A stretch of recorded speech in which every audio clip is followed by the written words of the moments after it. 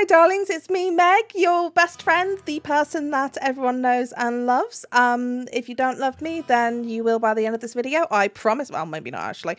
But yeah, anyway, today I am going to be doing something completely different from what I usually do. So usually when a new pack comes out, I like to put out a video of me playing with the pack. I tried to record it, it went awfully. And the sound quality was bad, my quality was bad. I'm not very used to recording videos at the moment, to be honest. I'm kind of a bit of a downwards swing, if you haven't noticed. But yeah, so instead I'm doing something, I'm like kind of delving into a topic, not a topic, I'm delving into something that I've always wanted to try doing, but I've never had the courage to do before. I'm doing a review, a half scripted review, half not scripted review. So the good parts are probably the parts that I've scripted. The bad parts where it sounds like I'm floundering, I'm not scripted, just a warning. But yeah, I'm doing a review of the new Horse Ranch expansion pack. Just a disclaimer, this review is entirely my own personal opinion, the operative word there being personal. This is my experience of the game based on my likes and dislikes. You guys could be have completely different opinions, and that's great. I'm going to try and be as fair as possible in my review. I don't want to be too negative. I don't like to be a negative channel. There will be some negative parts. There will be some compliments here. It's all about the balance, you know, all about the balance. So yeah, if you haven't heard, the new Horse Ranch expansion pack came out a couple of days ago now, on the 20th, and it's focused entirely around, wow, owning a horse ranch. Wow, who would have thought? I have no idea what a ranch is, just so you know. I'm English, I don't know if you've noticed, but yeah.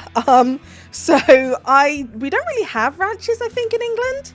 At least none that I've heard of. We just have farms and that's it, and like, you know, stables where horses live, but it's not really called a ranch, you know. Ranch is just a very American word and a very American dressing. I've tried it though, it's not awful actually, ranch dressing, surprisingly. So yeah, let's get into the pack itself. So this pack is obviously expansion pack. It's not a game pack like we all expected, and it came with a couple of new traits for our Sims. One I love, one I hate. The one I love is a horse lover trait. It's got love in the name. It's easy to remember. And I really like it because it fits in with the dog and cat lover traits from Cats and Dogs. And it's really perfect for like your equestrian Sims without being specifically focused on like a single aspect of the horse owning experience, not like breeding horses, racing, etc. It's just a nice all-encompassing trait that really does tie in with Cats and Dogs, which I love it when packs tie in with other packs, especially when they have similar themes there. So I really appreciate it. There's not too much to the meat, there's not too much meat to the trait as a whole, but that's just a Sims 4 thing, right? Traits don't really matter in this game. It's not specific to this pack, and it's not a point against the pack. The trait that I don't like as much is the rancher trait. Just my opinion, this trait should have been the result of a ranch focused aspiration, not just like selectable straight from Cass. It's ranching to me, again, I don't know what a ranch is, right? Ranching is very confusing, and it really doesn't feel like there's anything in the game to make owning a ranch feel special and like any different from just regular living. That's why I think this shouldn't have been a trait that you can just select out of Creator Sim. This should have been a aspiration trait, an aspiration reward trait. And there should have been a rancher aspiration to walk you through like steps, like a goal could be like adopt a sheep or adopt a goat or milk a goat or something like that, you know. Sell prairie grass, harvest this many bunches of prairie grass, make like 3 bottles of nectar, you know, that kind of thing.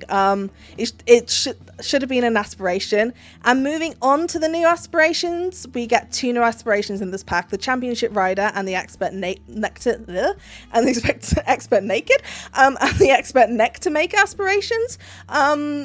Both aspirations only have 1 level each. The championship rider aspiration has 4 goals and the expert nectar maker has 3 goals.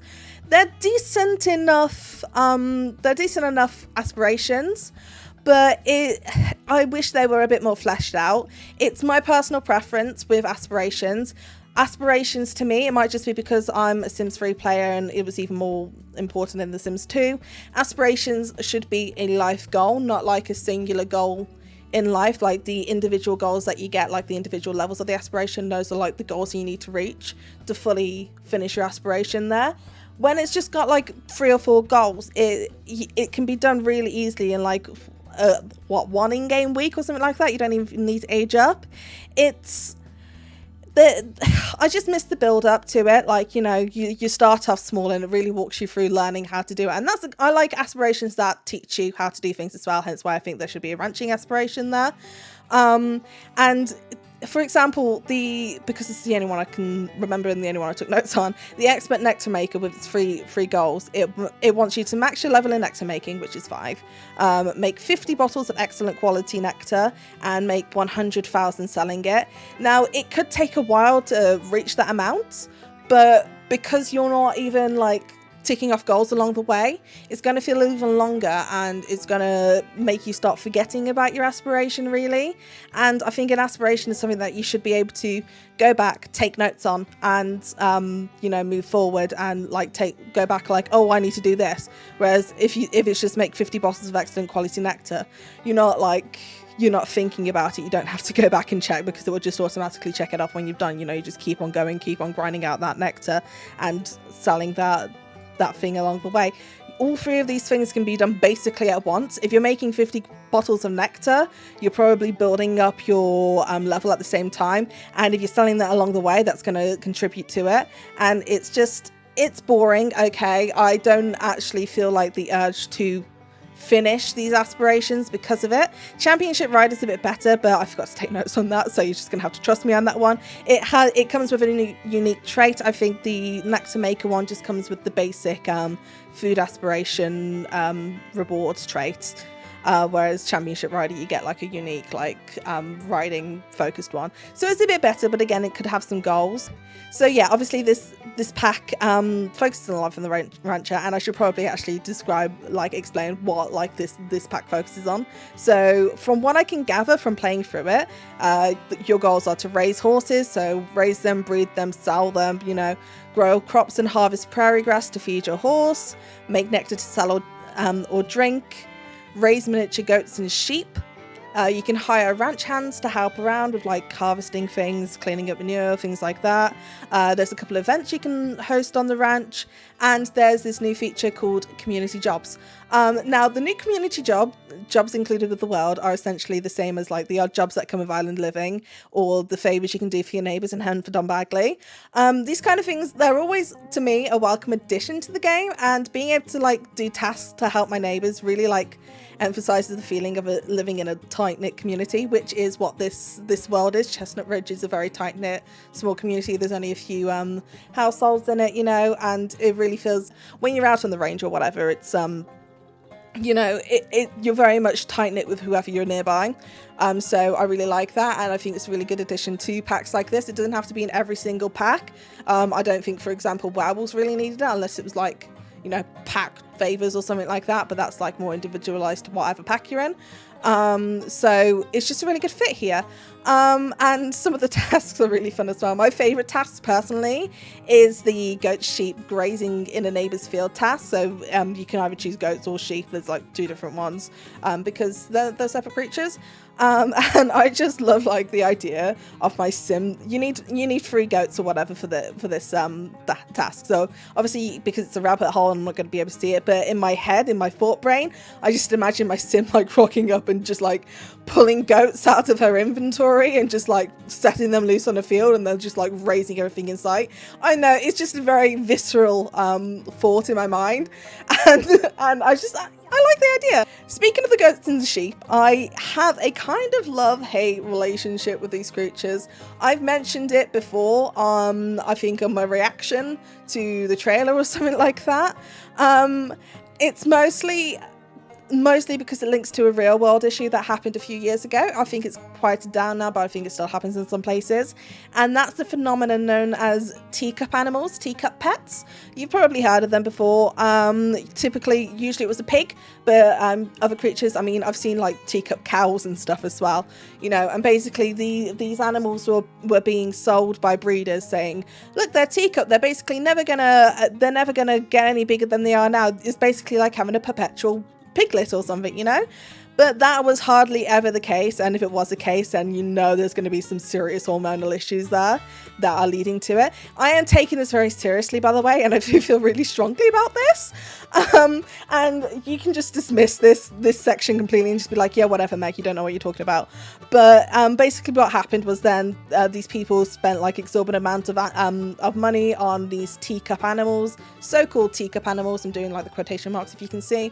But those animals don't stay teacup forever. They grow up, and if you want a real world example of a teacup pig growing up to be a pig, and you know pigs are massive, right? I don't think media shows it enough, but pigs are huge. Just look at Paris Hilton. She bought a teacup pig and it grew up, but Paris Hilton is rich and also quite a good person, actually. Controversial opinion, I like Paris Hilton, whatever, and this is why, because she kept her little piggy even as it grew up into a big ugly piggy, and I appreciate it. But most people don't have tons of money and space to be able to fit their massive pigs or sheep or whatever into their house, or even take care of it, because it's not like you're taking care of a cat or a dog, right? They're much less domesticated anyway, and they eat tons and they poop tons, and it's not a good time for anybody. So these animals were usually, if they were lucky, they were being sent to farms who could take care of them, but most of the time, or a lot of the time, they were probably going to be just either sent back to the breeder, who would just probably let them go or kill them, or they would be abandoned or killed on the spot, and that's not fun for anybody. It's just not fair on the animals. It was very cruel. So this sheep, miniature sheep goat thing kind of links into that a bit, and I know it's just a cartoony game, right? It's just sheep or pigs, sheep or goats, sorry, and I don't know why I'm forgetting the goats. The goats are my favourite part. But it kind of, you know, I don't like how it harkens back to that. But at the same time, I am a filthy little liar and a hypocrite, because I absolutely adore the sheep and the goats, especially the miniature goats. I don't know if I mentioned, I really like the miniature goats. They are the most adorable things in the world. And, okay, so, sheep and goats, they're not like cottage living sheep and goats. Sheep and goats, they're not like cottage living like cows and llamas, although they're functionally the same. Cows and llamas were massive, and they were kind of tethered to this shed and only had a tiny area to move about in. These animals can go wherever they are in the lot. They can just roam around, do whatever they want. But they can't go up and down steps. So in the game I was playing through, my goat basically lived inside, and I have checked as well, and they can actually be kept in apartments, which is fucking adorable. Excuse my language. One thing that does creep me out about goats, other than their eyes, because goat eyes and sheep eyes really freak me out. I don't like the horizontal pupils. Ugh. Anyway, the one thing that does freak me out, and it's exclusive to goats, is that you can milk goats, right? And you can shave the wool off sheep. You can milk goats, so it replaces cows and llamas in that sense as well. But you can also feed the goats from a milk bottle, but you can also milk them. So that means they're both, what's the word? It means they're somehow both producing milk, you know, like a mother goat would. And then they're also suckling milk like a baby goat would. They're in like this perpetual state of adolescence where they're doing both, and it's really creepy. It's just, when you don't think about it, it's fine. But when you think about it too much, like I do, because I overthink everything because I'm autistic and also anxious all the time. When you think about it too much, it's just horrifying. Okay, it creeps me out. I'm speaking a lot about the goats and sheep, but I should probably talk about like the main animal of this pack, which is the horses. The main character of the hour, and to be completely honest, and this is just going to be, I'm just going to come out straight and say it, I like these horses. Okay, I didn't think I would. I thought it was going to be like, these aren't like the Sims 3 horses, these are worse. But no, I actually really like the horses. I like them so much that I don't have much to say about them. They don't disappoint me. Definitely not. I just don't have much to say because it's so much easier for me to nitpick critiques than it is to actually say something nice. Again, that's just because I'm anxious, autistic, and also a bitch. But yeah, I really like them. So you can customize their coats in Creator Sim just like you can with cats, dogs, and whales. You know, the other pets that you can have. Which is one of my favorite things about The Sims 4 in general, is that you can like literally just paint on the animals. You could kind of do it in The Sims 3 as well, but their creator style in Sims 3 was, I'm sorry, I'm going to come out and say it, it was kind of bad. Okay, it was clunky, really hard to do. It's just nice and easy. It's like spray painting onto a creature. It's just really nice. And it's just really, I really like these horses as well. It's really nice to be able to like just hop on your horse and like take them on a ride. And I really like as well that it isn't just like the case where you can make a sim, make a horse, or have a sim and just adopt a horse. This sim's never ridden a horse before. This horse has never been ridden by a sim before. Suddenly they're just going about it and having a great time. You know, this is not the case with this pack. There's two different there's two different skills that need to be raised for it to be the best. Both on behalf of your sim and on behalf of your horse. So your sims will need to raise their horse riding skill to be to avoid like being bucked off, and also raise their friendship with the horses. And those horses also need to get a higher temperament skill to not also buck their riders off. So it's a really nice symbiotic relationship, and it really makes it feel organic.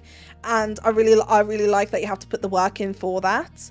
There are also some other skills for horses: agility, jumping, and endurance. Agility and jumping are going to come in handy when it comes to the horse racing, which I'll talk about later. And the endurance skills will basically mean that you can like go ride your horse for longer and things like that. So they're all very much worth like raising. You can even track these skills. Obviously, it's like with cats and dogs. You can't click on the sim and like go into like the sim information or control them.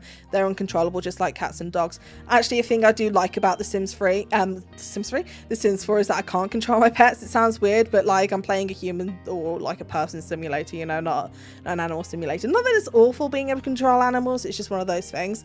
I like the unpredictability of them. But if you go into like your Sims relationship bio with them, with the horse's skills will be listed as well, so you can just go there to find anything. And don't worry, it's not just relegated to just like the relationship between your sim and the horse.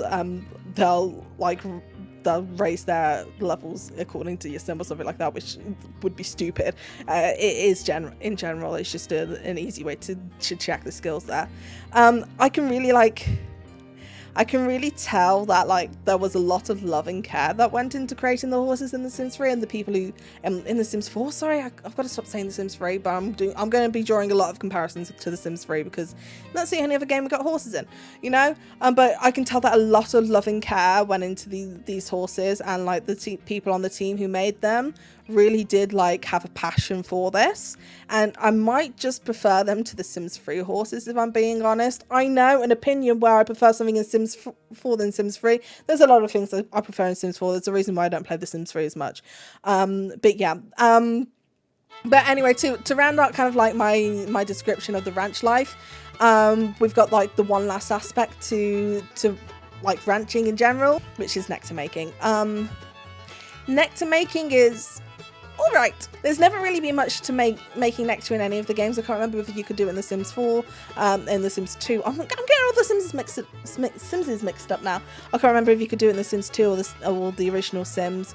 You could do it in The Sims 3. It came with World Adventures, based like tied in with the Chantless Sims area, whereas this one's tied in with more of a country western, which is quite fun actually. So it's like completely different, you know. In The Sims 3 it's like all refined, like, oh, we're French and we make the vines or whatever. I'm sorry for that accent, I'll never do it again, maybe. Whereas it's more like the American like moonshine kind of thing, you know. So yeah, there's never been much to make in nectar, and I don't think they've actually changed much from what it was like in The Sims 3, if I'm being honest. There's 5 levels to the skill. It's a 5-level skill. I like those 5-level skills when it comes to like things like just nectar making. I think knitting's the same, things like that. You know, it doesn't need to be a 10-level skill. It's just making wine. You know, you just squish the fruits and it comes out. Well, there's more to it in real life, but you know what I mean. And there's 10 different types of nectar. Some of the nectar kind of like are obvious. You can draw some obvious real world examples into it. For example, you can get apple nectar and grape nectar recipes with level 1, and they are obviously PG versions of apple cider. I'm talking about the English apple cider, which is alcoholic, and wine, which is obviously made of grapes. And then if you go up to level 2, one of the wines you can get, one of the nectars, sorry, is the potato nectar, which is just vodka, which I like. And you can even make a trash fruit nectar, which it sounded to me when I'm making it, it was going to be disgusting. It was just going to have some completely negative traits. It was going to be awful. But it turns out it's actually kind of useful, especially if you're living on a ranch. If your sim drinks it, they'll get the trash nectar funk moodlet, which will make animals really friendly with you for the duration of the moodlet. So they just really like the stink. It won't actually lower your hygiene, but you get like the stink clouds and stuff as an effect. I thought when I was testing it out to make it, I kind of thought and hoped it was gonna like make my sim really sick or maybe even kill them, but it turns out there aren't actually any new deaths in this pack, which I was really disappointed about. Everyone's favorite thing in this pack is new ways to woohoo and new ways to die, and in this case there's not really any, because there's like a new woohoo poopy bush, you know, the one that you can do everything in. There's like a new skin of that, but it's basically the same as like what we've got in a billion different other packs anyway, so what's the point? The most important nectar that you can make, though, you have to reach level 5 for this one, is the vitality nectar. Now I think you need to actually get the recipe off another sim, but it's made using a single death flower and 2 spinach. Both are kind of easy to get if you just go into the gallery and search death flower and then search spinach, because they'll just have the plants there. But at least that's what I did, because I'm a little cheater. But yeah, if your sim drinks it, what it's going to do is it's going to knock some days off your lifespan. It's just going to extend your lifespan there. And if you have a dead sim, I did go ahead and prepare one at home. If you have a dead sim and you make them drink this vitality nectar, they are going to come back to life. So we've been able to see it in the trailers and stuff as well. And there's this really cool like secret like lore thing with the vitality nectar that I'll go into a bit later. But I really like it. I really like it when things like that. And I like new ways of you know, coming back from the dead. I never actually really do it in my games, you know. I never really come back from the dead. For me, death is death, you know. But I really like that you can like literally just drink wine to come back to life. It's fun.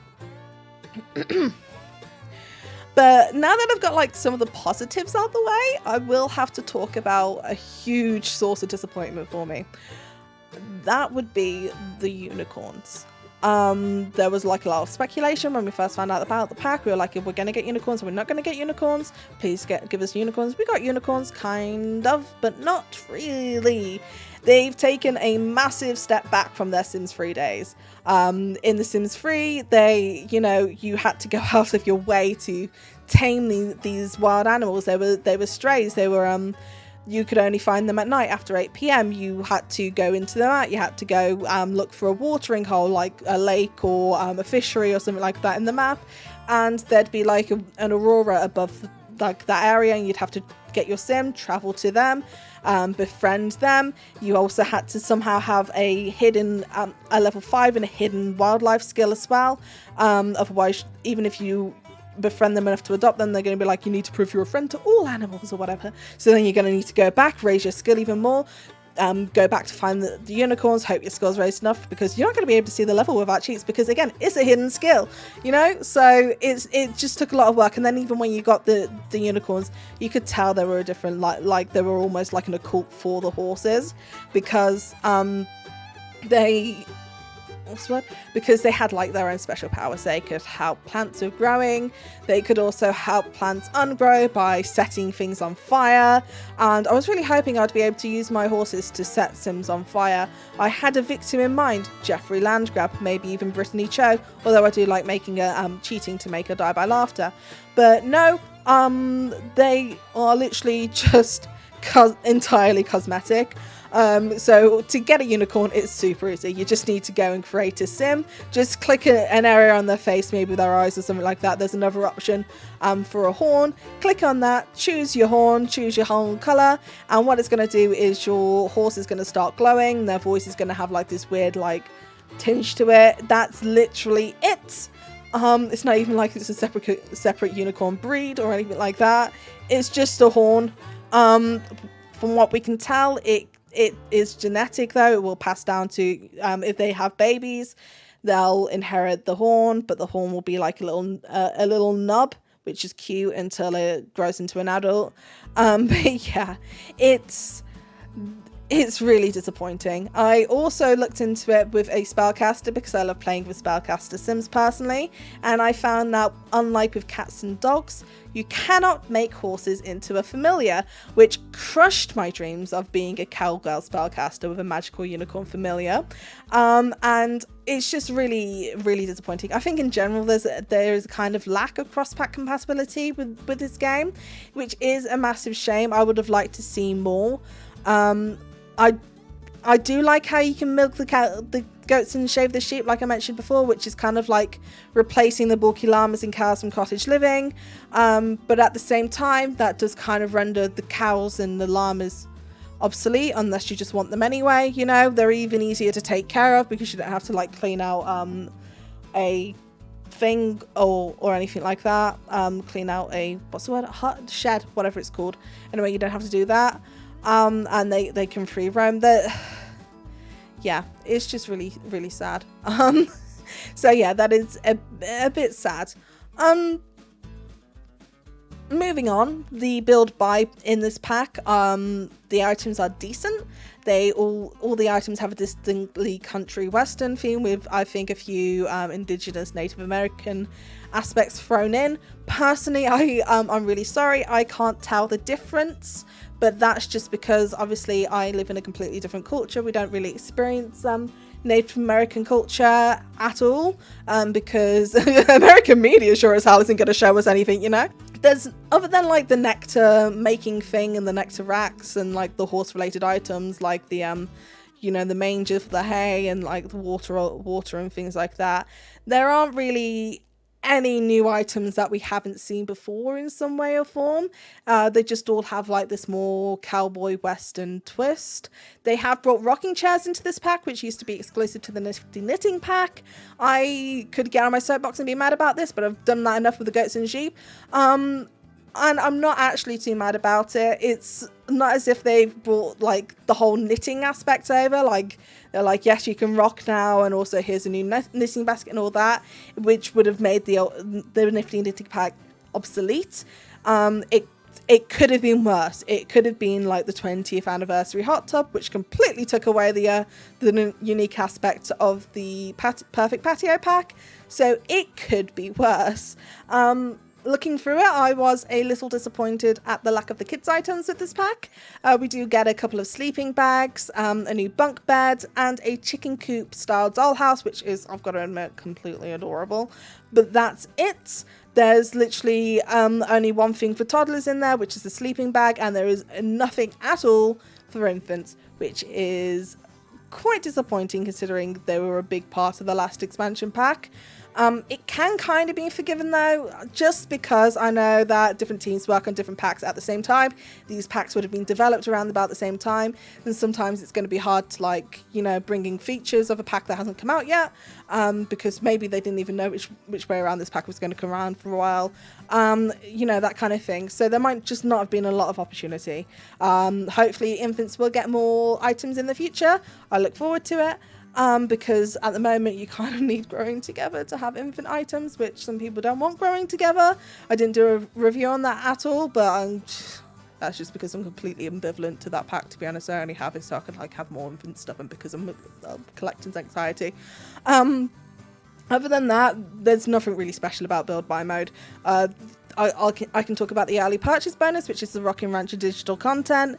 And it isn't anything to write home about. It's just a rocking chair, a new guitar, and a wall decoration. Nothing we haven't already got, especially with this pack. Even the rocking chair is a worse version, I've got to say, than we've got in the actual pack. It's just like completely bare with a star and cut out the back. You know, if you want to give this a miss and buy it a bit later or wait for a sale, I can say you will not be missing out on much. With the purchasing bonus. I kind of appreciate that though with the Sims, that the purchasing bonus doesn't have like an amazing like collection of items that you just can't miss, you know. If you don't want it and you want to wait for a sale, I'll just recommend doing that. Next, let's take a look at Create a Sim. The cast items that come with this pack, I kind of feel the same way about as maybe the Bill Bide mode, maybe a bit more positive. They're pretty good. The clothing options are very cowboy themed, which match the vibes of this pack perfectly. If I was going to critique, I'd say it also is very much almost exactly the same as Strangerville. Those two packs tie in together very well for style. But it's fine. It fits the vibes. I do have a gripe though, and I do find myself disappointed at the lack of variety of different equestrian styles. There's not like there's a distinct lack of traditional English-like style equestrian horse jockey items. We did get the proper riding helmet for a horse jockey, but there weren't any like riding leggings, riding silks, breeches, or riding boots, like you would get like at a Grand National or something like that, for example, you know, not like the proper jockey outfits. Looking into the infants outfits, infants did get an outfit. They got a horse onesie added, which was kind of cute, or with some really cute swatches, but it was just that one items. And toddlers have an insulting handful of items included. They didn't even get any cowboy hats, which we know they can have hats, and there's plenty of other hats, so I really don't understand why infants and toddlers don't have their own cowboy hat. Like, that would have been adorable. But we didn't get any hats, any cowboy hats, any hats at all. And they didn't even have any of like the adult hairs aged down, like a lot of the newer packs are doing, you know. And it's not like all of these hairs were inappropriate for children, because most of them would have been perfectly suitable for the toddlers. But they just kind of didn't do it for some reason, and really did upset me, because I do like being able to have like my toddlers like with the same hair as the adults, you know. The child selection is a bit better. Like the child selection of clothes is a bit better with some good looking items. And looking at the selection of items for masculine Sims, it's actually I was pleasantly surprised. They still get less new options than feminine Sims, but the gap between them is much less egregious than you would get in past packs, and they really are moving forward. I can forgive them for having less items for men or masculine Sims, because obviously masculine style doesn't really have skirts or dresses in it, so they're not going to have those. And most people really don't care about dressing male Sims, you know.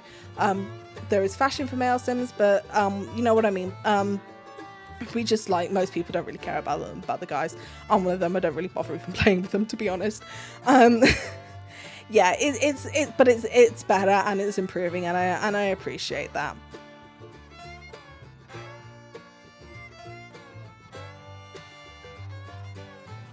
Now let's talk about the town itself, Chestnut Ridge. Chestnut Ridge isn't the biggest town, but it isn't also that small either. It's got 3 neighborhoods: Galloping Gulch, which is the best neighborhood to ride around in and has a campground where you can like hitch up your horse underneath the stars. There's also the neighborhood of Riders Glen, which is more of an affluent, like posher neighborhood. It's got plenty of families, open pastures for your horses to graze in fertile fields, perfect for growing nectar ingredients. And it's also got this rock formation called the Trusty Steed Rock, which is a formation that resembles a horse that's kind of like grazing. I like that rock. That is a nice rock, okay? That is a nice boulder. And then I'm leaving it for last, but the center of the town is an area called New Appaloosa. The name New Appaloosa is a obvious callback to Appaloosa Plains from The Sims 3, and I really like that. That kind of gives me theories. I'm assuming that this is because obviously Sims 4 is based off a kind of alternate universe. This is this alternate universe's version of Appaloosa Plains, I'm guessing, which is really cute. It comes with a couple of residential lots: a bar, a nightclub, a park, a grocer's, the equestrian centre, and a clothing store. The set dressing of this area is decent. They're really improving it with these newer packs, especially. It kind of reminds me of Tartosa. It kind of reminds me of Henford Bagley. It's one of those places where you show up to just a random lot, so I could say show up to the park or something like that, and the equestrian centre and the clothing shop and the grocers are just rabbit hole buildings that you can click on and go to. You don't have to, like, you know, go through a loading screen to get to. I really like that. It's really cute. It makes everything feel more connected. The nightclub is tiny. It's actually called a dance hall in game, but it's like a nightclub you know, lot type, and it's got like just a small little dance floor with a bar. But what I really like about this is that it's all one level, right? And it's got barn doors, and your horses, you can ride your horses into the dance hall. Now, when I first did this, I went in there, I tried to get a drink on my horse. I wasn't allowed to, I had to get off my horse to get the drink, whatever. My horse took a dump in the middle of the dance floor, and it was beautiful. I watched so many Sims step in this poop. It was the best time ever. I was like, yeah, I didn't really explore the bar that much. It's not really exciting. Same with like the park area, which is like some stable area, basically. I was a little skeptical of this whole town at first when I first saw it, first played through it, and that my opinion changed when I played through this pack a bit more for this review. Because at first I thought it just looked very, very similar to Strangerville and very similar to Oasis Springs. You know, it's got all the same colored rocks and all that. It's basically just like desert America, which is, yeah, it is, but also it's much more fleshed out than Strangerville, and it has its own like charm. It's much more of a small town than Strangerville is, which Strangerville is just like bit more bustling, based around this whole military lab or whatever, whereas Chestnut Ridge isn't like quite as mysterious, and it's much more sleepy. It doesn't have things like trailer parks or anything like that, you know. It's very much a place where you can imagine like old people living. It's not my favorite world, Chestnut Ridge. I've got to say, it's not my favorite world. That would be Moonwood Mill. But it is good, and it's almost as good as, or maybe just as good as some of the other more recent worlds that I like. Moonwood Mill, for example.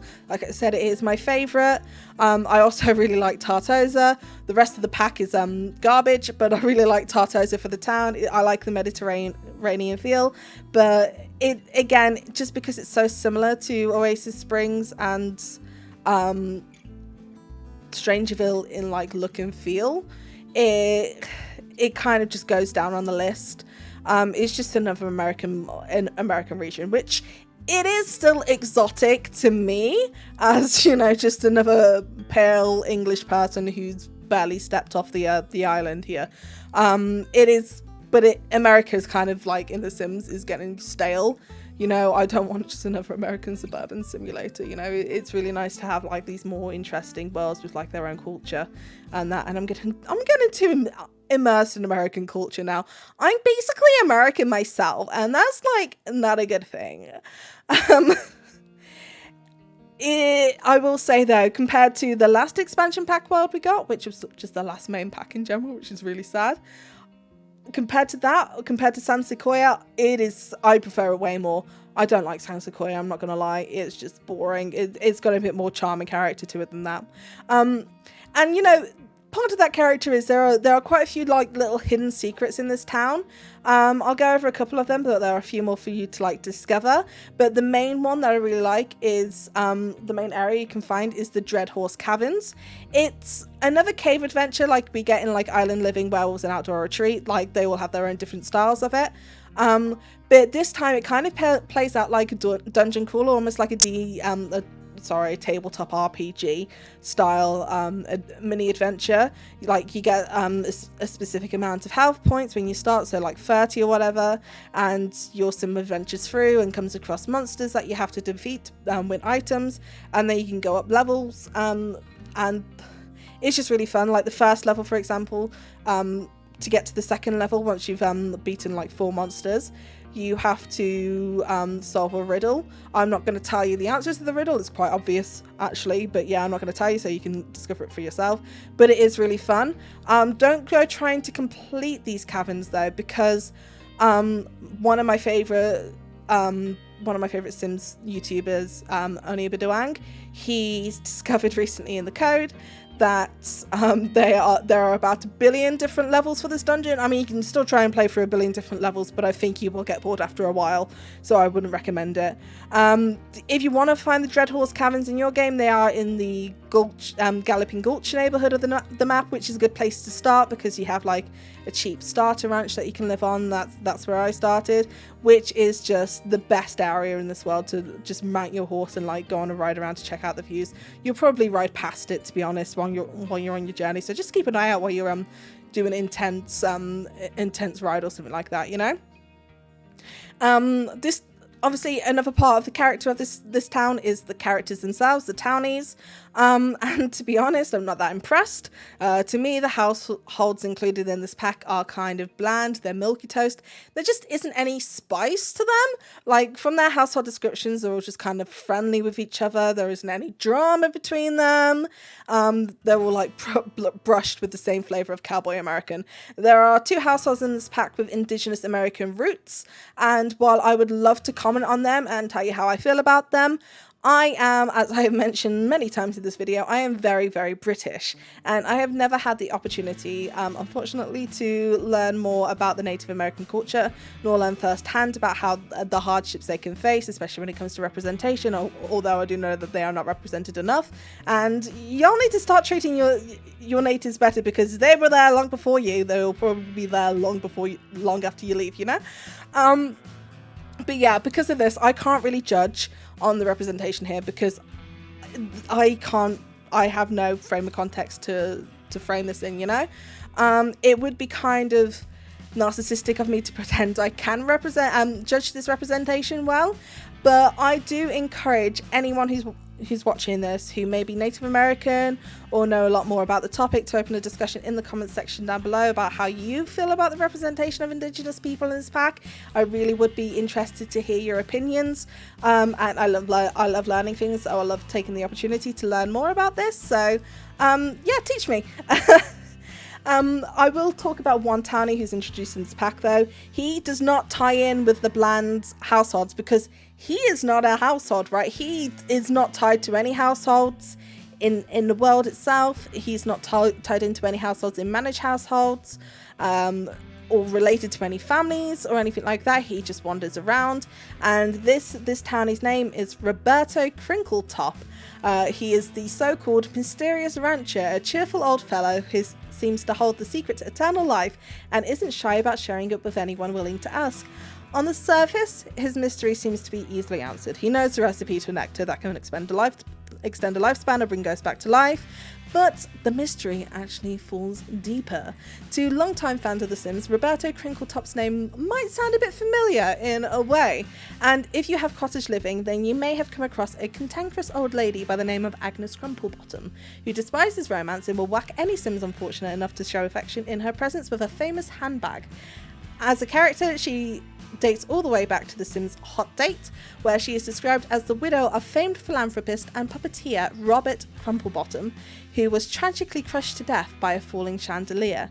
Now, it's obvious where I'm going with this. Robert Crumplebottom, Roberto Crinkletop, these people are obviously the same man. Robert probably did die. His ghost travelled, found a bottle of vitality nectar, probably downed it to drown his sorrows about being dead, came back to life and took the chance to hightail out of there and change his name to escape Agnes, because, I mean, can you blame her? Can you blame him? Agnes is a very, very difficult woman to love, and, you know, till death do us part is the operative word there in the vows. Death has parted them. He's gone. He's probably just changed his name so she can't find him again. Good for him. The final thing we have to talk about in the game itself is the horse racing.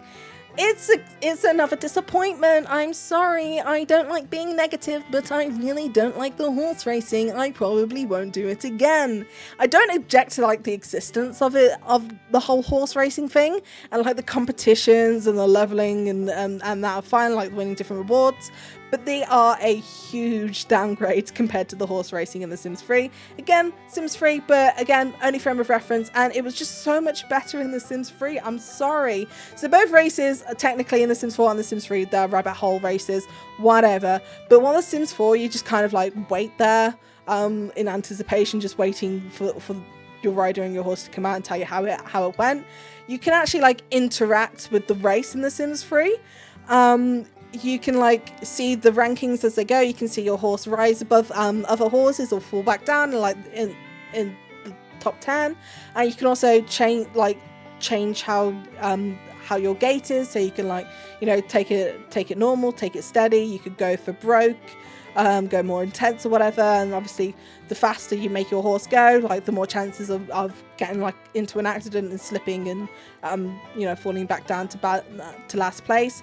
So you kind of had to balance those risks there, and it was just really fun to be able to play through something like that. You know, it really did make you feel like you were winning this race, you were putting in the effort to this.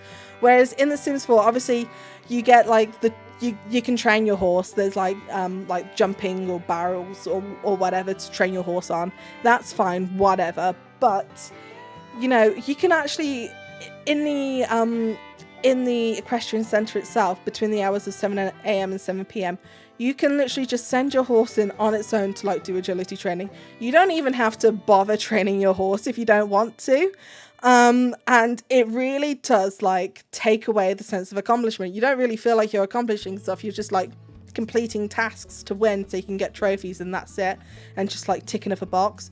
You know, it just really does feel like a step back, especially with the unicorn occult not being in a court anymore, just being a cosmetic item. It really does kind of almost feel like a kick in the teeth. It really is disappointing. And what's worse is that this expansion pack is dedicated solely to horses. In The Sims 3, your horses share the spotlight with cats, dogs, small animals, and even ice cream trucks. This pack doesn't even have ice cream trucks, okay? How rude is that? But even then, like, the horse racing is scaled back, even though, like, that's one thing that you could probably expand on, which I would have expected them to expand on from The Sims 3, you know, improve on. Because it's not like an open world issue. You know, it's not like it would be affected by that, which is the main reason why a lot of things that we got in The Sims 3 we don't get in The Sims 4, which I don't care about. It is just disappointing. But this brings me to my final question. Is this pack actually an expansion pack, or is it more like a game pack sold at an expansion pack price? These aren't my words. This is a opinion held by a lot of people in the community, especially on Twitter, that I see, who are very disappointed in this. We did expect it to be a game pack, and it was an expansion pack. We were like, what the fuck? And it has been debated quite a bit. To some people, it just doesn't feel like an expansion pack.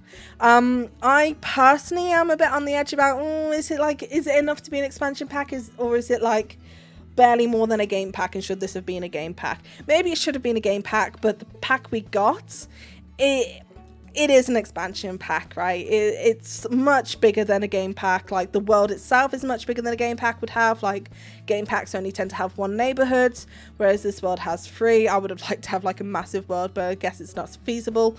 And while like a game pack is usually focused on one singular element of gameplay, and then expanded around that gameplay. For example, I'm going to use werewolves again because werewolves is one of my favorite packs, okay? It's solely focused on werewolves there, so like anything that happens in it is based entirely on werewolves. You know, the lake during the full moon turns you into a werewolf. Yeah, that's because you've been bitten by a werewolf. You're a werewolf. You know, werewolves themselves, obviously werewolves. Packs are exclusive to werewolves, as in like wolf packs, not as in like, you know, packs, not game packs, but you know what I mean. So that's all focused around that one thing. My Wedding Stories is awful, but it's all focused around getting married, you know. But Horse Ranch doesn't just have like the titular horses and all they encompass, but also adds nectar making, mini goats and sheep, that big world light that I mentioned, new kinds of dancing, lots of new build buy and created sim items, more than you would get in a game pack. There's that community jobs thing I mentioned earlier, and also there's just a bunch of other new ways to play. There's also 2 new types of events you can do on the ranch. So, you know, it's a lot more than you would be getting in a game pack. I'm not saying it's like the most jam-packed expansion pack to ever expansion pack. It's still lacking in a lot of stuff. Like, Rancher isn't even a career option, which would have been perfect for freelancing. Same with nectar making, or even, as I mentioned before, making Rancher be an aspiration and then a trait that you get on the end. But I think even having it as a freelance career, for example, like the paranormal investigator career, that would have been fine. You know, it would just be exclusively work from home thing, and you'd have your daily tasks on the ranch or something like that. You need to take them off every day, but you just don't get that. You kind of have to muddle through yourself to figure out what ranching is, and I still don't know what ranching is. Okay, I don't know if this is what it all is. It's just like if American ranches are just horses, prairie grass, wine, and goats and sheep. I don't know if that's just what you do on a ranch. It doesn't feel like it. It should be. But that's what I'm getting from this game. Yeah, the game just hasn't told me what a ranch is so far. Please tell me. Other than a delicious dressing, which we all know. I do have to compare this pack to Cats and Dogs here. This is like the most obvious comparison in the world, but that's for a reason.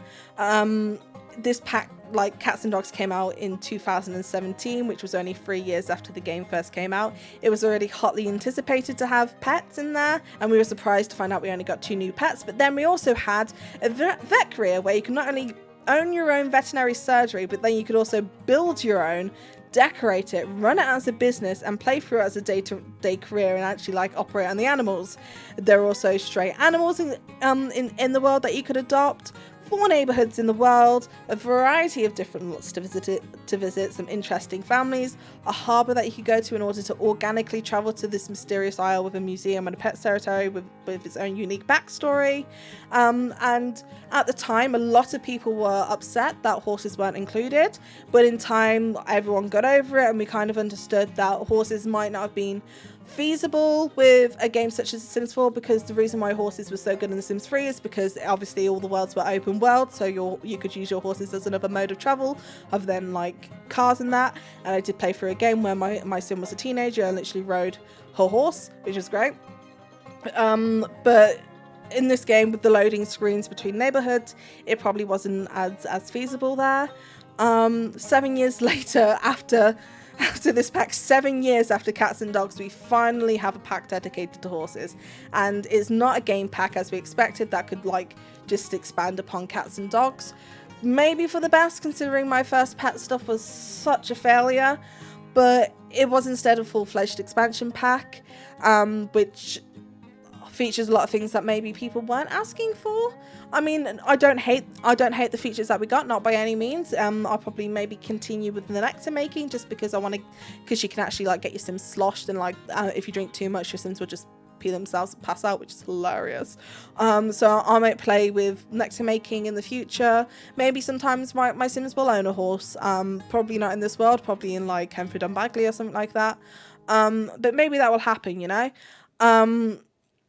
But it's just not what we expected, and I think that kind of contributes to some of the disappointment there.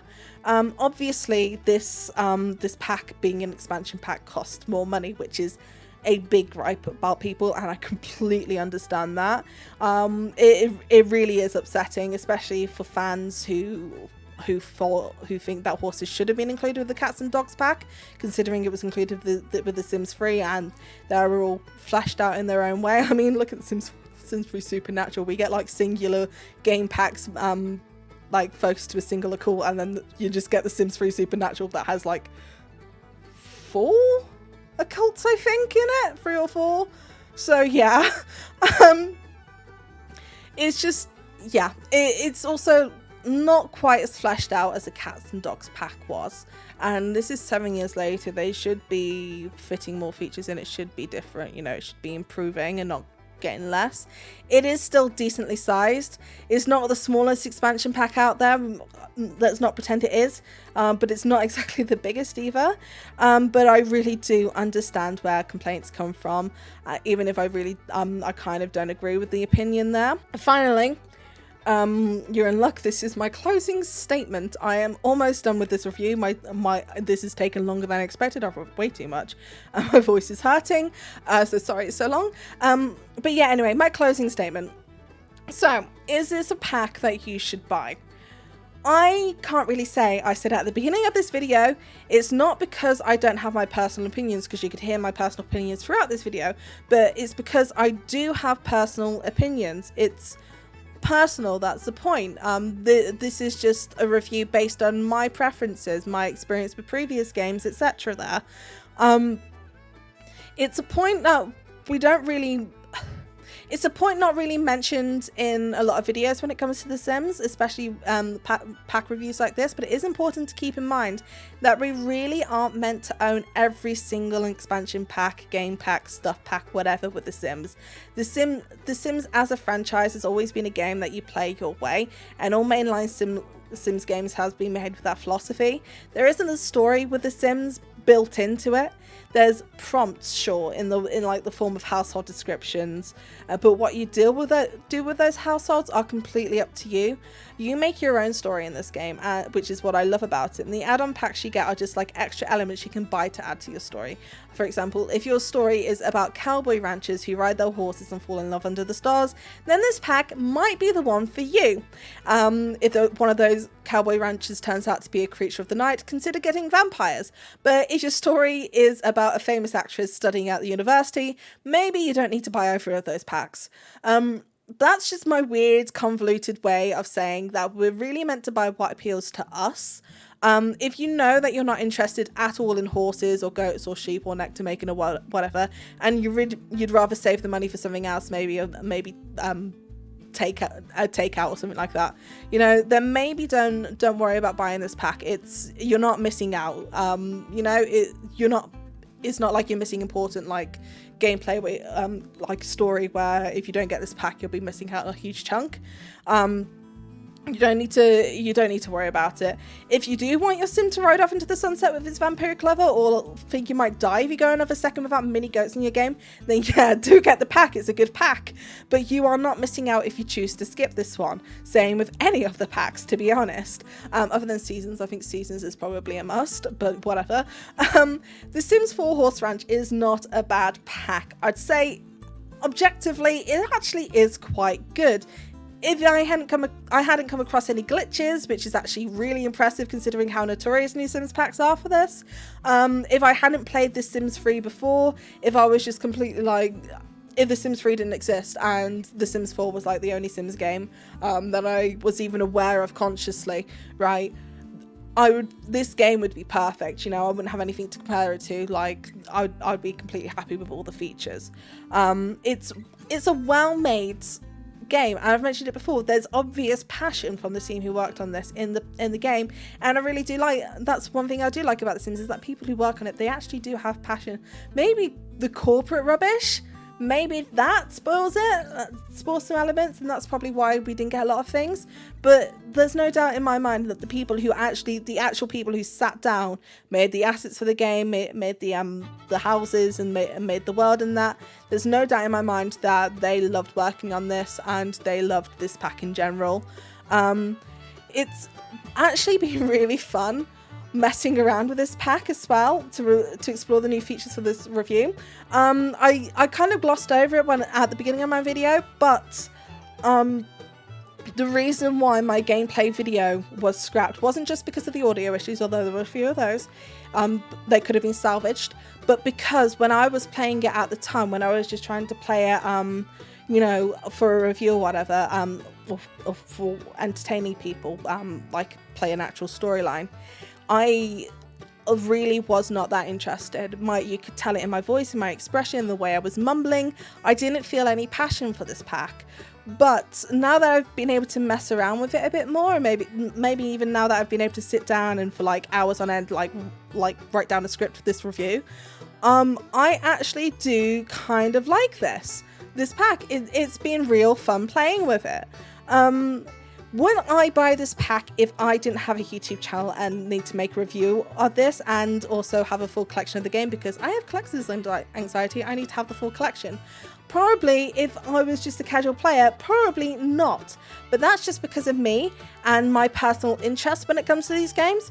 I try not to I don't take a side in the family gameplay versus the cults drama because I like both.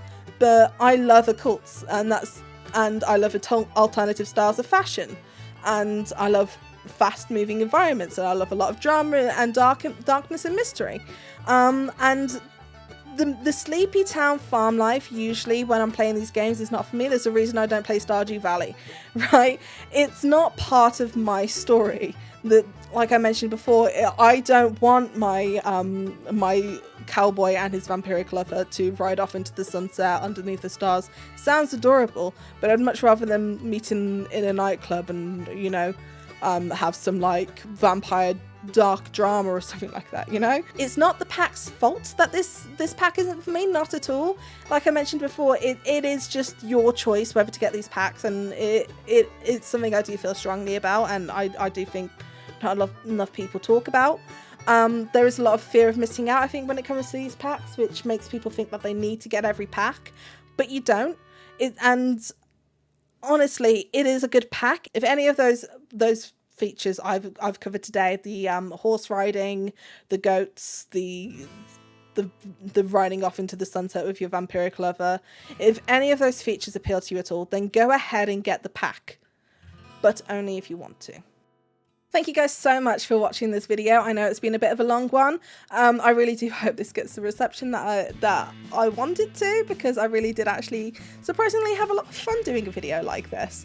If you did like the video, like I said before, thank you for giving me the chance. If you did like the video, please consider leaving a like on the video, maybe, if you feel like really particularly cheeky about it. And if you feel really nice, maybe, and you're not already, maybe subscribe, but only if you want to. Again, it's all up to you, it's your choice. But with that, I will leave you here. Thank you guys so much for watching. I love you all so